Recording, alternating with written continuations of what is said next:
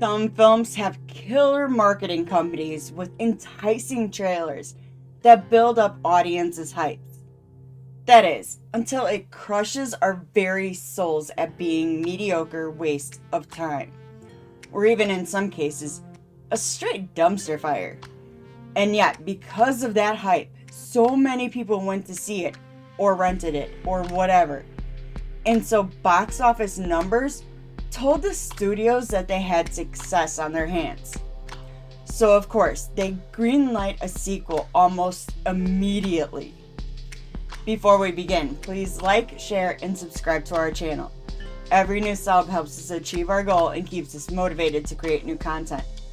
With that being said, I'm your host, Jamie, and here are 10 horrible, high-profile movies that got sequels. Number 1. Mirrors. 2008's dreadful American remake of South Korea's Into the Mirrors, simply titled Mirrors, opens with a security guard running through a subway station, being chased by some unseen sinister entity. He finds himself in a room he cannot escape. While looking into a mirror, the security guard's reflection slits his throat with shattered glass, killing the guard in reality. A cop, Ben Carson, played by Kiefer Sutherland, was suspended for killing a man. Then pile on more cliched drama. Ben is having marital troubles, but trying to rebuild his life. He quit drinking and works security at Mayfield Mall. What then follows is Ben starts seeing things in reflections, and a whole convoluted mystery unfolds. Mirrors is a thoroughly bad film. Cheap production, soulless acting, vapid dialogue, bizarre script. There is one noteworthy thing. The deaths are cool, some even unexpected. And Kiefer Sutherland does the best he can with the material, and the rest of the cast, including Paula Patton and Amy Smart, are likable, so Mirrors does have that going for it. That being said, the few pros are not enough to redeem the film, but the studio did make a healthy profit, and that's all they needed to greenlight a sequel. Number 2. Rob Zombie's Halloween. Slashers of the 2000s were all about remakes of 70s and 80s slashers, catering to Gen X nostalgia and coming-of-age millennials who grew up with the original films as sleepover rites of passage. 2007 gave us a major remake, Halloween. There was some excitement to see Rob Zombie's gore-filled and ruthless take on the series, as he had established a style and fan base with his films, House of a Thousand Corpses, and follow-up, The Devil's Rejects. Before I even get into Halloween as a remake, the film as a standalone is uneven, floating, and stretched over 2 hours. The original Halloween was a lean, mean 90 minutes. Rob Zombie's Halloween is also often edited in a non-cohesive manner. But if I'm to be candid, I never hated the film. I saw 2007's Halloween for the excessive violence and carnage, and on that, it did deliver. And as opposed to making Michael Myers an eerie boogeyman, 2007's Halloween explained his psychotic nature through cliche pop psych. The first part of the film is just Michael Myers' backstory, loaded with exposition. The rest essentially follows the narrative of the 1978 Halloween. Since the remake was a hit and Zombie has a cult following, the studio gave it a sequel. It's also one of the only 2000 slasher remakes that got its sequel, despite all of them promising new franchises. Number 3. Annabelle. One could argue that Annabelle isn't really the first of its series, as it is a spin-off of The Conjuring, and part of that cinematic universe. But with the money and acclaim that came from The Conjuring 1 and 2, It hurt a little bit more how bad Annabelle is, even as a standalone film. It has a weak script and a visibly cheap production. For point of reference, The Conjuring and The Conjuring 2's production budgets were roughly $20 million and $40 million respectively. Warner Brothers got relatively cheap with Annabelle, throwing a mere $6.5 million at their extremely profitable Conjuring franchise. The film still banked more than $250 million worldwide, but its poor reception hurt the long-term returns as well as soured audiences. Luckily, the studio learned their lesson for the follow-ups, Annabelle Creation getting a modest $15 million budget and actually being pretty good, and Annabelle Comes Home with a $20 million budget. And the budgets were well utilized because decent scripts and strong production designs followed suit.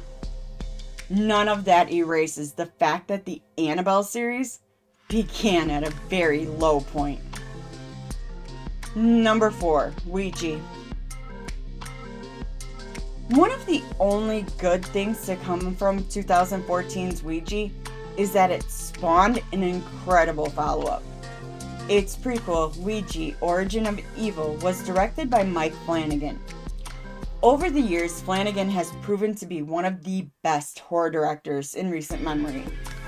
His resume includes acclaimed horror media such as Oculus, Hush, Dr. Sleep, and Netflix's smash hit, The Haunting of Hill House. But I digress. Ouija actually does start relatively strong. The protagonist had just lost her best friend and wants to say goodbye, so she uses a Ouija board to do so. It's a nice little sentimental inciting incident.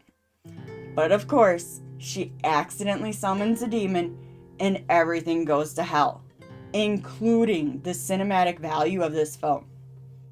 Ouija is unengaging, uninspired, and unscary.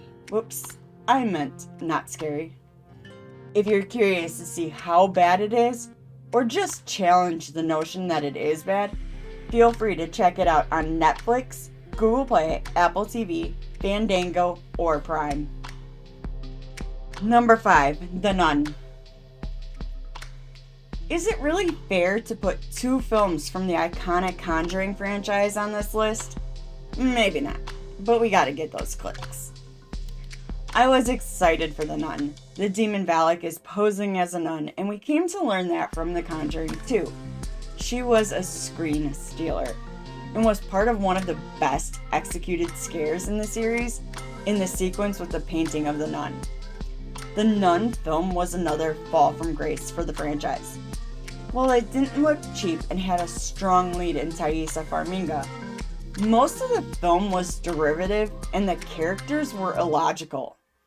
The film takes place in a monastery in the 50s where a nun appears to have committed suicide, so the Vatican investigates. I admittedly liked the opening. As for the rest of the film, I recall seeing it in theaters and often found it unengaging or funny when it wasn't supposed to be. I think The Nun 2 improved on it across the board, but it was still just generic. Hey guys, Amber Assault here. Just wanted to say thanks for checking out our channel. We hope you've been enjoying our content so far. If you'd like to support us even further, head over to fatninja.shop. We offer all sorts of merch from t-shirts, hoodies, hats, blankets, mugs, shoes, and more. We have a wide variety of styles and colors to choose from, and a size chart to help you find the right fit for your body. Each item that you purchase helps us keep the lights on, as well as funding our next film projects, so we greatly appreciate it. Clothing is made from high-quality material, and our partners over at Printful make sure to quality approve any items before shipping them out. Show us your support by wearing our logo and making a statement with these amazing designs. And make sure to tell all your friends about us. Again, thank you for checking us out. Don't forget to like, share, and subscribe to the channel. We also have an exclusive membership option, where if you join for only $1.99 a month, You'll get a 20% off coupon for being a member for more than 6 months, as well as future prize drawings when we reach at least 50 members. Love you all. Catch you guys later. Number 6, Winnie the Pooh, Blood and Honey. Because I may not be so right in the head, I was looking forward to a slasher take on Winnie the Pooh once the rights became part of public domain. I saw the first teaser for Winnie the Pooh, Blood and Honey, and thought, that looks awful, but in a fun way. Turns out, it was just awful. It somehow managed to be simultaneously too goofy and take itself too seriously. Its production is low rent, even beyond amateur. It is sloppily edited, poorly scripted, and badly acted. And I came into it with a low bar. Even the kills were disappointing. In Winnie the Pooh, Blood and Honey, an adult Christopher Robin returns to 100 Acre Woods, and all his animal friends have become psychopaths because they felt abandoned. I was on board with the idea. The premise could provide the minimum required depth and pop psyche to fuel a 90-minute film and even have some emotional weight. That would have given the filmmakers some room to craft a gloriously unhinged slasher flick. Audience didn't even get that. Since Winnie the Pooh, Blood and Honey became sort of a viral meme, it was popular enough to warrant a sequel. The upside too is it sounds like the sequel improved on the original in every way. But here's hoping. Number 7, Troll. Troll is a campy 80s horror fantasy, and by campy, I mean even campy for the 80s, and that is largely due to the film's inconsistent practical effects and tonal unevenness. The story involves a troll who takes over the body of a little girl named Wendy Potter. The Potter family just moved into an apartment building loaded with an array of cartoonish tenants. The father's name is Harry Potter, so he's technically the original.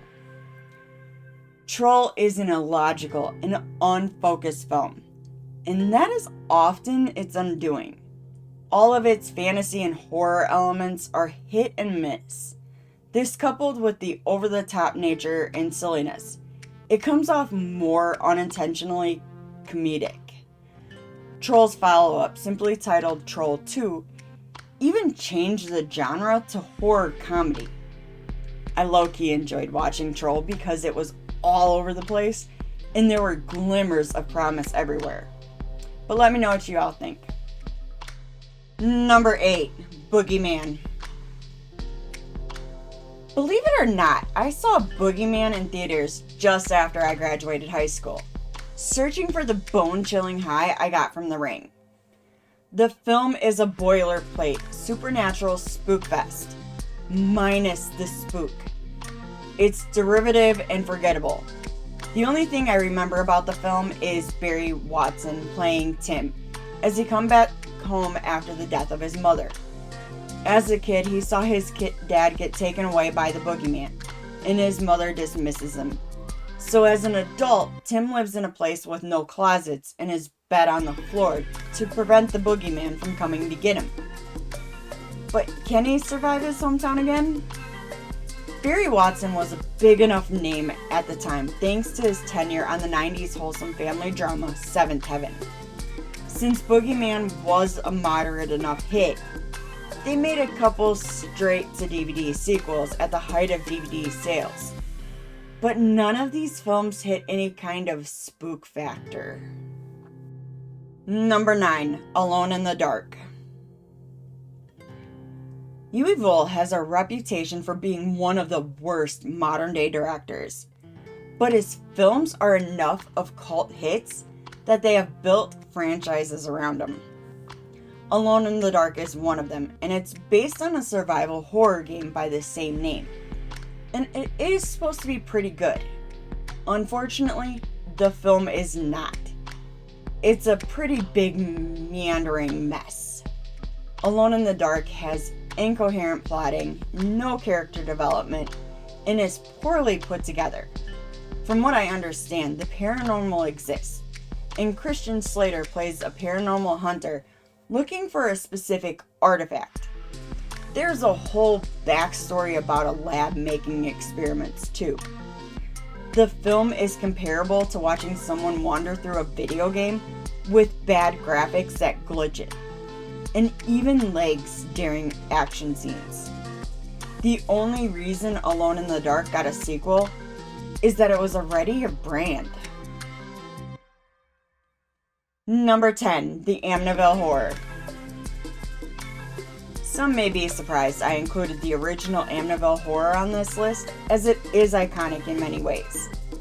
And it may seem like The Godfather compared to its sequels, or even other films on this list, but it is not a very good film.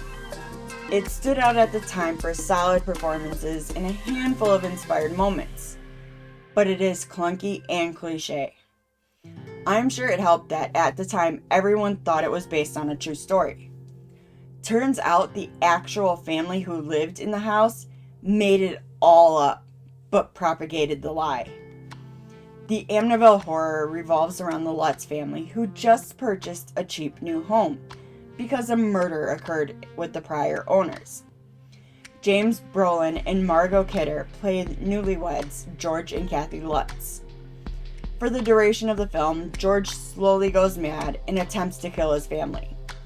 There isn't much else to it. I will say that Brolin does a good job, and there is some striking imagery, but it is rather an empty endeavor. It did gross around $86 million domestically, which is roughly $400 million adjusted for inflation.